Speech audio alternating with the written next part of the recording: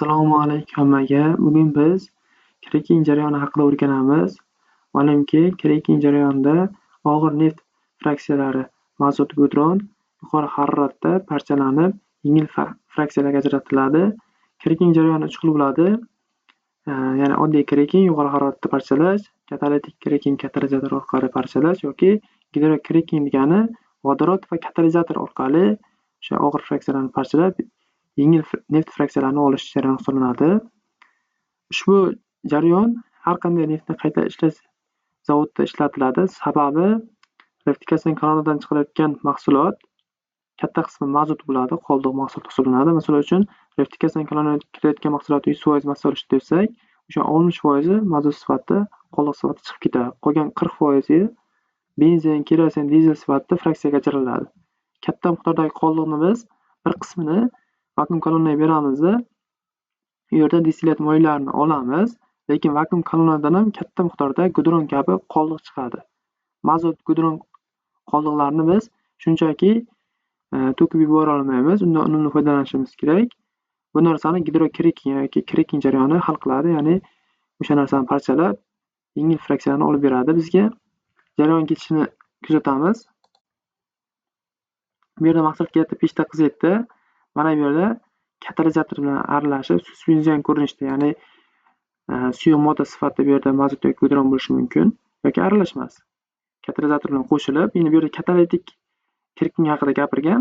Agar gidrokreking bo'layotgan bo'lsa, katalizator yoki vodorod ham bo'lishi mumkin bu yerda. Birgalikka kiradi, katalitik kreking haqida ketyapti bu yerda. 500 gradusgacha qiziydi. Qizigandan keyin ajralgan, ya'ni parchalangan fraksiyalar yuqoridan chiqadi. Katalizator esa mana bu yerdan pastga tushadi. Jarayonda katalizator zararlanadi, ya'ni kokislanib qoladi, aktivligi tushib ketadi. O'shani aktivligini oshirish uchun mana bu yerda blower yoki kompressor orqali havo bilan birgalikka haydaladi.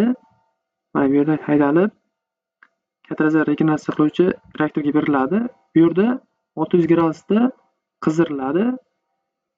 Katalizatorda havo bilan haydaganimizda kislorod kiradi ichkariga. Kislorod o'sha katalizatorning kokislarini oksidlaydida karbon angidrid ko'rinishda chiqarib yuboradi. Mana reaksiya. Kokisni karbon angidrid ko'rinishda tepadan chiqib ketdi. Ya'ni katalizator yana aktiv holatga qaytdi. Aktiv holatdagi katalizator mana bu yerga yana tushadi, qaytadan mazut gidronga berilib, jarayon uzluksiz amalga oshadi. Mana yuqori qismida esa o'sha hosil bo'lgan fraksiya, yengil fraksiyalar mana chiqadi va fraksion kolonnaga boradi. Fraksion kolonnada bu yerda katta qismi yengil fraksiya, ya'ni benzin, kerosin bo'ladi, qisman dizel ham mavjud va og'ir fraksiyalar mana bu yerdan chiqib ketadi. Og'ir fraksiyalar bu yerda chiqib ketadi, yengil fraksiyalar aytib o'tganimizdek yuqoridan chiqadi. Natijada sovutgichda soviydi. Uning tarkibida gazlar ham bo'lishi mumkin. Metan, etan, propan, butan ham bo'lishi mumkin. Bir qismi bu yerdan chiqadi, bir qismi mana bu yerda boradi, stabilizator kolonnasiga beriladi.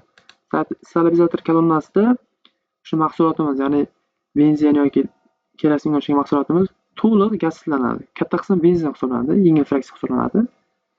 Mana yuqoridan chiqib ketadi gazlar, pastdan esa o'sha stabil holatdagi mahsulotimiz chiqadi. Bu yerda hozir katalitik kreking haqida ketgan jarayon, lekin gidrokreking bilan bir xil reaksiya. Hozir eng ko'p ishlatiladigan gidrokreking hisoblanadi. Xuddi shunaqa katalizator bo'ladi, kobalt gaz hisoblangan katalizatorlar. Lekin vodorod ham qo'shib beriladi reaksiyada, reaktorda, mana bu ikkinchi reaktorga. Mana reaktorda.